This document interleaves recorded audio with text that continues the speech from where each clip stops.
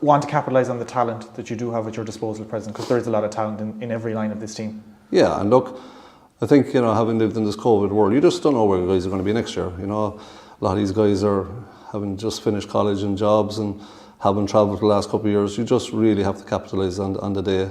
You see it in the county level there at football with this guy Oisin Mullins, 21, probably Mayo, relying on him to be the future, and he takes off and does what he does for himself and builds a career in Australia. So you have to take your opportunities when they come around.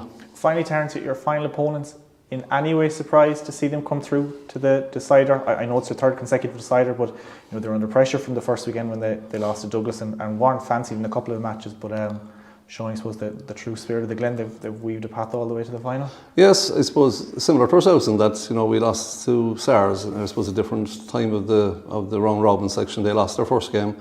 I was personally at the match against the McKillie, and I suppose in fact I would say that the semi-final was a replica of it. They just stuck in at it. They were 5 points to 2 down.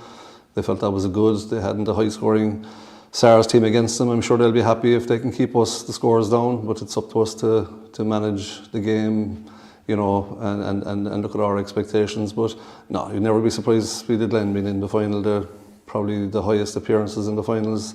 It's the third final in a row, I believe, so couldn't be surprised.